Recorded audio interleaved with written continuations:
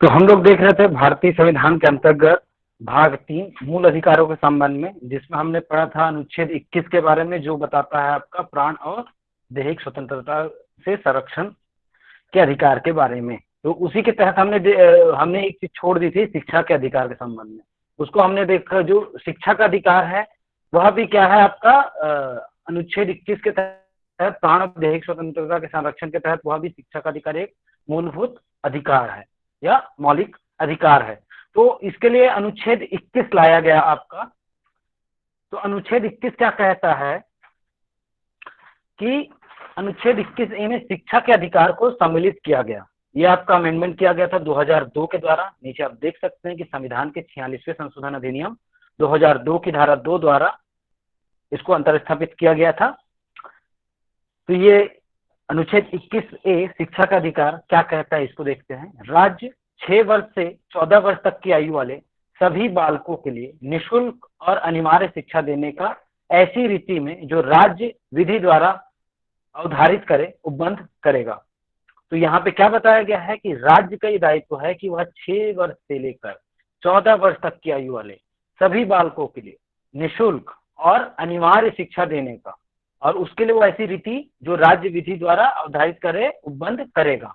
तो इस कार्य के लिए जो ये 2002 का जो अमेंडमेंट हुआ, इससे तो राज्य के ऊपर ये दायित्व उन्होंने डाल दिया कि आप 6 वर्ष से लेकर 14 वर्ष तक की आयु के सभी बालकों को क्या देंगे, निःशुल्क और अनिवार्य शिक्षा देंगे।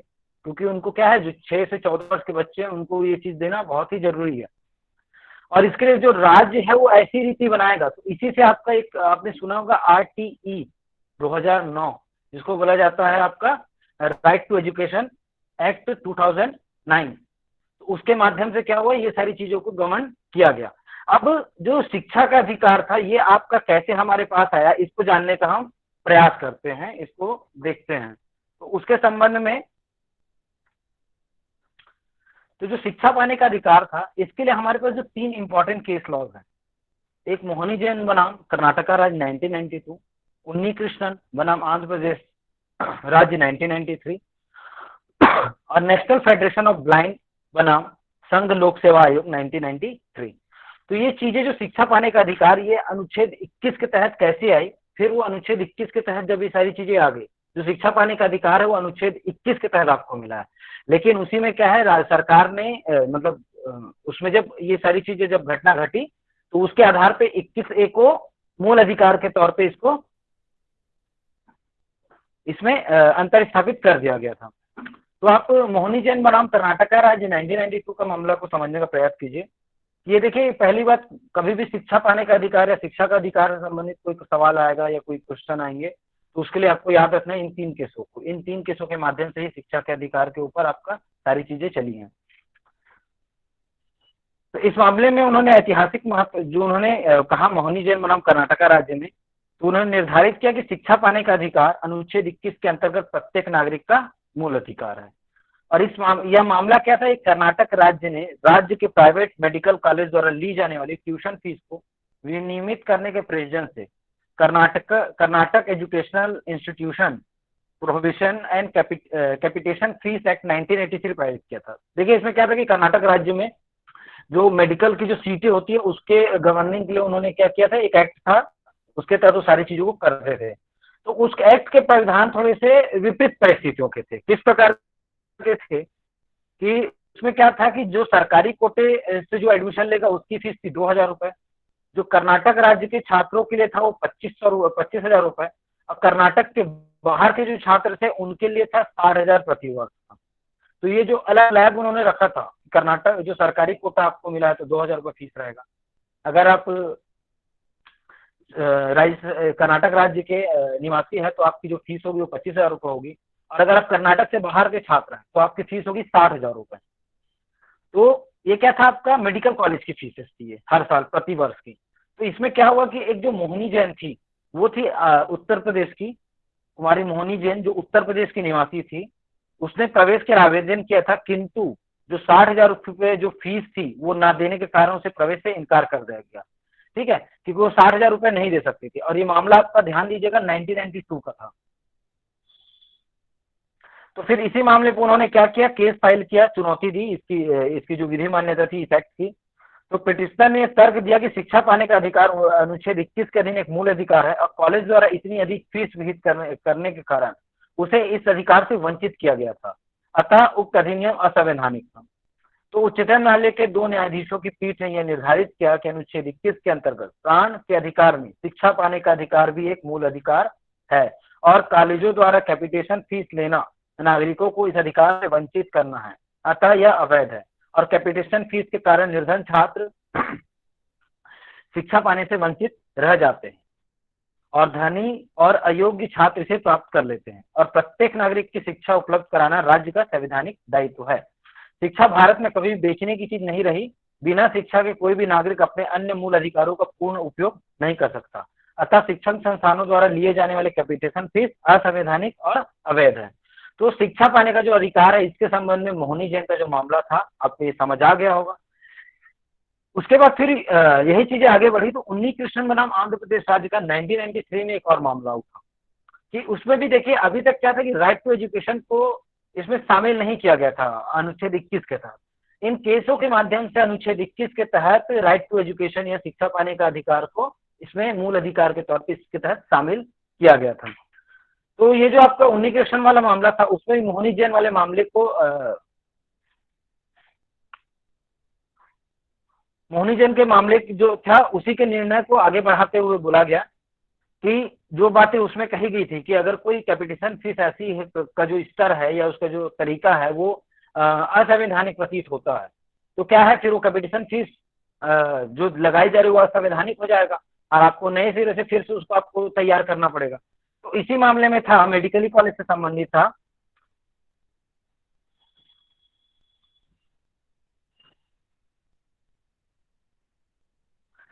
कि मोहनी जैन के इस में कहा गया था कि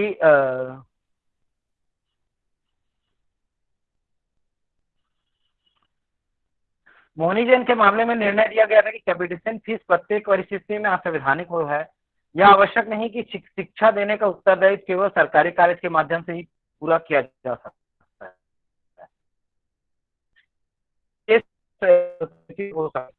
ऐसे कॉलेजों को चाहे सरकारी कॉलेज से कुछ अधिक ट्यूशन फीस लेना पड़ता है और मेडिकल और इंजीनियरिंग कॉलेज का व्यय बहुत बढ़ गया और यह व्यय राज्य नहीं दे सकता है, तो प्राइवेट शिक्षण संस्थानों को यह धन छात्रों से मिल सकता था। मोहनी जैन का निर्णय सही नहीं है कि इन कॉलेजों द्वारा सरकारी कॉलेज से कुछ रकम अधिक कैपिटेशन फीस है। ऐसे निर्णय एक ऐसी शर्त लगाता है जो आज के समय में असंभव है। तो क्या है कि जब सरकारी जब संस्थानों की बात करेंगे तो ये मामले को हम असंवैधानिक मान सकते हैं, लेकिन जब प्राइवेट सेक्टर की बात करेंगे तो हम इसको असंवैधानिक नहीं मानेंगे। इस बारे में ये आपका उन्नी कृष्णन में ये मामला आया था।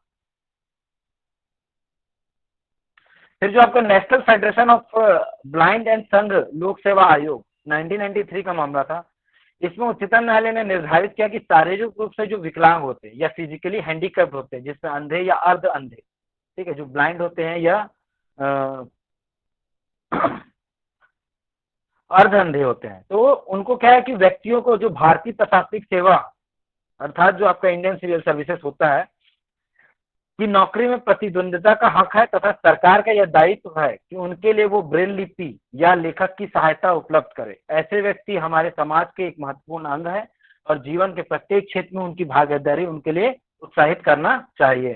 तो इसके माध्यम से हमको क्या समझ आता है कि शिक्षा पाने का अधिकार है वह आपकी शारीरिक स्थिति, लिंग, जाति, धर्म के आधार पर इसमें बंटवारा नहीं होगा। आप किसी भी परिस्थिति में जन्मे हो, कैसे भी आपकी शारीरिक स्थिति हो, तो आपको सारी जगहों पे क्या है शिक्षा पाने का अधिकार है। और जब आपने अच्छी शिक्षा ग्रहण कर ली है तो उस शिक्षा का सदुपयोग में आप सिविल सर्विसेज जैसे एग्जामिनेशन को भी क्लियर करने के आप हकदार हैं या उसमें बैठने के हकदार हैं। अब उसके लिए राज्य का ये दायित्व है कि वह आपको वह सुविधा उपलब्ध कराए या वह साधन उपलब्ध कराए जिससे कोई एक अंधा व्यक्ति या अर्ध अंधा व्यक्ति जिसको पूरी तरह से नजर नहीं आता है, तो वह क्या आसानी से उस परीक्षा में वह सम्मिलित हो सके। उसके लिए वो ब्रेल लिपि में उनके पेपर को उपलब्ध कराए या उनको जब रिटर्न टेस्ट हो तो उनके लिए लेखक उपलब्ध कराए। तो इसके माध्यम से क्या है उनको क्या है भागीदारी करने में उनको सहायता मिलेगी और ऐसे वर्गों के लिए क्या ये उत्साहवर्धन करने की चीजें होंगी। तो इसके माध्यम से क्या हुआ कि जो शिक्षा का अधिकार हमारे पास लाया गया और यही सारे जो केसेस थे इसके माध्यम से देखा गया क्या शिक्षा का अधिकार क्या सही रूप में हमारे पास है कि नहीं है। तो इसी के लिए article 21A right to education डाला गया, और इसके तहत राज्य ने 6 से 14 वर्ष तक के बच्चों को तो निःशुल्क और अनिवार्य शिक्षा देने की बात कही थी। यहाँ तक क्लियर होगा तो मैं मैसेज करके बता सकते हैं।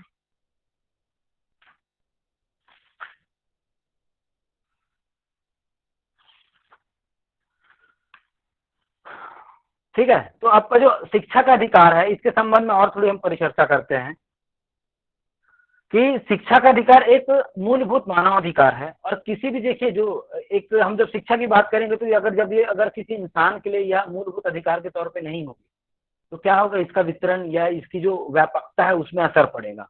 और यदि आप शिक्षित नहीं होंगे तो आप अपने अधिकारों के बारे में कभी जान ही नहीं पाओगे, क्योंकि शिक्षा ही है जो आपको आगे बढ़ा सकती है, और आपके को जो आप जान जो कोई भी व्यक्ति अगर गरिमापूर्ण जीवन जीना चाहता है तो उसको वह चीजें शिक्षा को प्राप्त करने के बाद बहुत आसानी से मिल सकती है और अच्छी हो सकती है।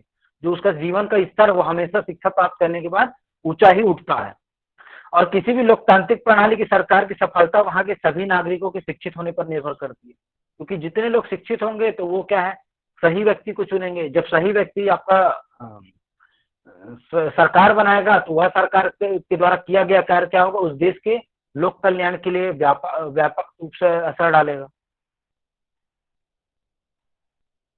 और जैसे कोई शिक्षा की बात क्या होता है कि आप जब शिक्षा ग्रहण करते हैं, आपने अगर शिक्षा ग्रहण की, आपने विधि का अध्ययन किया, तो इसका प्रभाव आपके संपूर्ण समाज में, पहले तो आपके ऊपर, फिर परिवार में, फिर आपके समाज में, उसके बाद आपके जिले में, फिर राज्य में, फिर देश में फैलता है। तो जो शिक्षा का एक स्तर नहीं है, उसका क्या विभिन्न स्तर उसके बने हुए हैं। आप एक व्यक्ति अगर शिक्षित होता है तो उसके पीछे भी जितने उससे संबंधित लोग होते हैं उनको भी उसका प्रभाव देखने को उस पर मिलता है।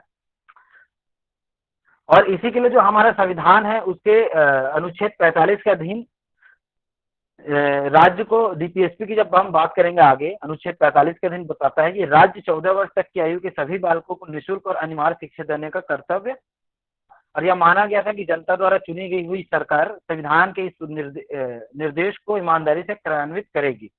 नीति निर्देशकों को मूल अधिकारों से कम महत्व नहीं दिया गया है। डॉक्टर अंबेडकर ने कहा था कि निर्देशक तत्व एक पवित्र घोषणा मात्र नहीं है, बल्कि एक संवैधानिक दायित्व है, और इन्हें लागू न करने पर सरकार को जनता के समक्ष जवाब देना पड़ेगा, और कोई भी सरकार इसकी उपेक्षा नहीं कर सकती कि अनुच्छेद 45 में विहित स्पष्ट रूप से वर्णित नीति निर्देशक तत्वों के बावजूद भी सरकार ने इस ओर कोई सार्थक कदम नहीं उठाया, और संविधान लागू होने के दिन से 52 वर्ष बीत जाने के पश्चात भी भारत के 40% बालक आज भी शिक्षा से वंचित हैं। संविधान निर्माताओं का शायद यह मत था कि राज्य की वित्तीय स्थिति को देखते हुए इसे मूल अधिकार बनाना उचित होगा, और उसकी यह आशा राजनीतिज्ञों ने विफल कर दी। तो जो आपका मोहनी जैन और कर्नाटक राज्य का मामला था, मोहनी जैन बनाम कर्नाटक राज्य का मामला, और उन्नी कृष्णन वाला जो मामला था, इन सब के द्वारा क्या हुआ कि सभी नागरिकों को शिक्षा का अधिकार प्राप्त है, ये बात सामने आई, और न्यायालय ने निर्णय दिया कि अनुच्छेद 21 में शिक्षा का अधिकार एक मूल अधिकार है, और किंतु इसे नीति निर्देश तत्वों को ध्यान में रखते हुए, अर्थात राज्य की वित्तीय स्थिति को देखते हुए केवल एक विशेष आयु 6 वर्ष से लेकर 14 वर्ष के बालकों के लिए ही प्रदान किया जा सकता है। आपको शिक्षा का अधिकार है, ठीक है, ये लेकिन जो राज्य के लिए ये दिशा निर्देश दिए गए हैं वो क्यों दिए गए हैं कि जो राज्य की वित्तीय स्थिति होती है, कि राज्य की जितनी भी बजट होगा, जितने भी उसकी स्थिति होगी, उसको चीजों को वहन करने की क्षमता होगी, उस आधार पे तो राज्य केवल क्या 6 से 14 वर्ष तक के बच्चों को निःशुल्क शिक्षा और अनिवार्य शिक्षा देने के लिए ही अपनी क्या कर सकता है, उसके खर्च को वहित कर सकता है। इसलिए इसको क्या है 21A के तहत इसको 6 से 14 वर्ष के बच्चों के लिए ही अनिवार्य रखा गया।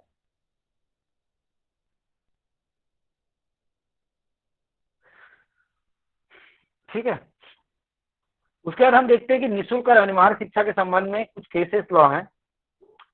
तो आपका पहला केस है एन कोमान बनाम मणिपुर राज्य, 2010 का मामला था।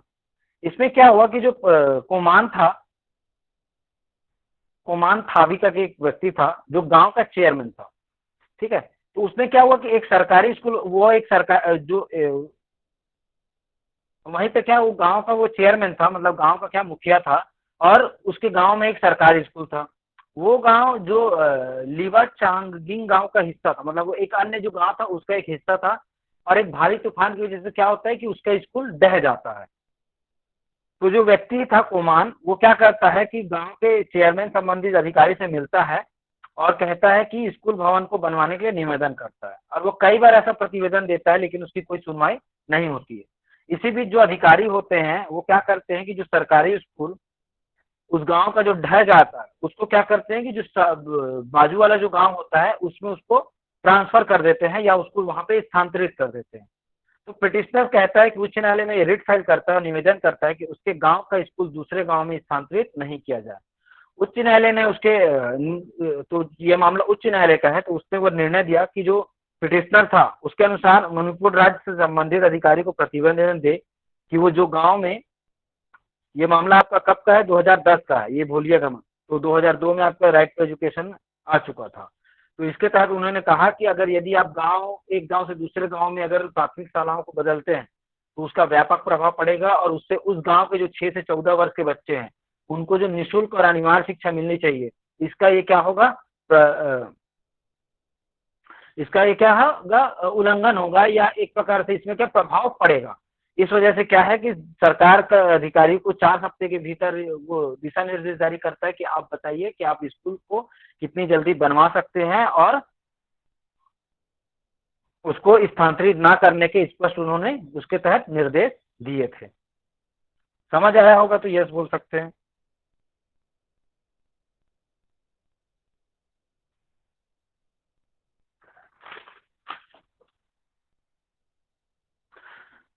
फिर हम देखते हैं कि अनिल पंजाब राव नहाटे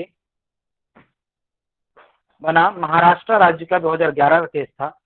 तो इन सारे केसेस के माध्यम से जो हम आगे पढ़ेंगे, इन केसों में केवल आपको ये बताया कि निःशुल्क अनिवार्य शिक्षा के संबंध में सुप्रीम कोर्ट ने और उच्चतम न्यायालय ने और आपके उच्च न्यायालयों ने विभिन्न जो निर्णय दिए हैं जिसके माध्यम से निःशुल्क अनिवार्य शिक्षा जैसी चीजों को लागू करवाया जाए। तो इस मामले में क्या था कि जो बम्बई उच्च न्यायालय था, उन्होंने निर्धारित किया कि शिक्षा का अधिकार मूल अधिकार है और राज्य का यह कर्तव्य है कि वह सभी स्थानों के बालकों के लिए शिक्षा की व्यवस्था करे। सही यही दायित्व अभिभावक का भी है। समुचित सरकार और स्थानीय प्राधिकारी से यह अपेक्षा की जाती है कि वह ऐसे स्थानों पर शिक्षण संस्थाएं स्थापित करे जहां आसपास में शिक्षण संस्थाएं नहीं हो। तो इसके मामले से क्या आया कि जिन क्षेत्रों में आपका कोई शिक्षण संस्थान अर्थात स्कूल नहीं है, तो उन स्कूलों में जल्द से जल्द, उन स्थानों में क्या है, जल्द से जल्द स्कूलों का प्रारंभ किया जाए। तो इसके हिसाब से आज इसीलिए आप जिस भी गांव में देखते हो वहां पे एक न एक स्कूल होता ही है।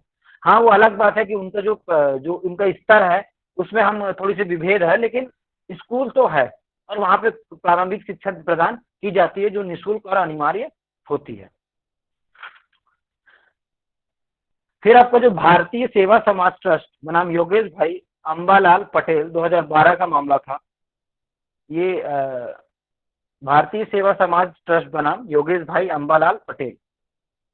तो इस मामले में उच्चतम न्यायालय ने निर्धारित किया कि शिक्षा का अधिकार एक महत्वपूर्ण मूल अधिकार है और जो आपकी प्रारंभिक शिक्षा या बेसिक शिक्षा जो होती है इसकी व्यवस्था करना सरकार का संवैधानिक दायित्व है। तो जब भी बात करेंगे कि बेसिक शिक्षा की या जो अनिवार्य शिक्षा की, तो 6 से 14 वर्ष तक के बच्चों के लिए यह अनिवार्य शिक्षा की व्यवस्था करने का दायित्व किसके ऊपर बोला गया, राज्य सरकार का ये संवैधानिक दायित्व बताया गया। फिर आपका जो society for unaided private school of Rajasthan बनाम भारत संघ 2012 का मामला था। इसमें बोला गया कि अनुच्छेद 21 का आर्टिकल 21A राज्य को निःशुल्क और अनिवार्य शिक्षा के लिए उपबंध करने का अधिकार देता है। तो ये राज्य का दायित्व है कि वह 6 से 14 वर्ष तक के बालकों को अनिवार्य और निःशुल्क शिक्षा दे। इसलिए जो आपके सरकारी स्कूल होते हैं वहां पे 6 से 14 वर्ष तक के बच्चों का कोई फीस उनसे नहीं ली जाती है और उनको साथ ही साथ इसके तहत क्या है, आगे जाके उसमें पोषण आहार भी शामिल कर दिया जाता है और अन्य चीजें भी उसमें शामिल कर दी जाती है। और निःशुल्क शिक्षा के तहत क्या है, उनको निःशुल्क से उनकी भर्ती, उनका ड्रेस, उनकी कॉपी की किताब, उनका पोषण आहार, इस तरह की चीजें उनको उपलब्ध कराई जाती है निःशुल्क शिक्षा के तहत। फिर आपका था नजमा कौसर बनाम जम्मू कश्मीर राज्य 2015 का मामला। इसमें बताया गया कि जम्मू और कश्मीर उच्च न्यायालय द्वारा जम्मू कश्मीर उच्च न्यायालय है उसके माध्यम से ये विनिर्धारित किया कि रोजगार उन्मुखी वित्तीय पाठ्यक्रमों में, अर्थात जो आपका जॉब से संबंधित होते हैं, रोजगार उन्मुखी अर्थात आप किसी तकनीकी को आप सिखाया जाता है, आपको कोई हुनर सिखाया जाता है, तो उस प्रकार के जो पाठ्यक्रम होते हैं में शिक्षा के अधिकार को विनियमित करने के लिए राज्य युक्त प्रतिबंध लगा सकता है। तो क्या है कि जो आपके रोजगार उन्मुखी जो जॉब प्लेसमेंट से जो स्किल इंडिया है, तो उन जैसी चीजों के लिए क्या है कि राज्य उसमें क्या है युक्त प्रतिबंध लगा सकता है। वो चाहे तो किनको वो देना चाहे, किनको नहीं देना चाहे, वह एक क्या है गाइडलाइन इशू कर देगा या एक अनिवार्य शर्तें लागू कर देगा, उस आधार पे उन तकनीकी शिक्षाओं के लिए रहेगा। अर्थात जैसे मान लीजिए कोई सामान्य जो तकनीकी शिक्षा के तहत डीजल मोटर मैकेनिक, तो आपका कोई क्या कहते हैं ड्राइविंग, तो इस तरह के सिलाई सिखाना, तो ये चारों चीजों के लिए क्या है वो विभिन्न प्रकार के प्रावधान प्रतिबंध लगा सकता है। तो ये युक्तियुक्त होगा। इसके बाद मैं आपको कुछ और चीजें बताना चाहूंगा कि आरटीआई जो एक्ट था आपका, तो आपका जो 2002 का 46वां संशोधन हुआ, उसके तहत 21A में क्या किया गया, अंतर स्थापित किया गया। 21A में एक नया जोड़ा गया जिसके तहत आपको शिक्षा का अधिकार प्रदान किया गया। तो ये मौलिक अधिकार के रूप में जो 6 से 14 वर्ष की आयु के सभी बच्चों को मुफ्त और अनिवार्य शिक्षा का प्रावधान करता है। और इसी चीज को लागू करने के लिए क्या किया गया, निःशुल्क और अनिवार्य बाल शिक्षा अधिनियम 2009 जो लागू किया गया या लाया गया, इसको बोला जाता है आपका आरटीई या राइट टू एजुकेशन एक्ट 2009 में। इसमें बच्चों को जो अधिकार है वो अनुच्छेद 21 के तहत जो परिणामिक विधान का प्रतिनिधित्व करता है, और जो औपचारिक स्कूल को क्या एक अनिवार्य शिक्षा देने के लिए मानदंडों और मानकों को पूरा करता है। ठीक है, और इसके तहत क्या है कि प्रत्येक बच्चे को यह अधिकार देता है कि उसको जो पूर्णकालिक प्रारंभिक शिक्षा निःशुल्क और अनिवार्य रूप से मिल सके।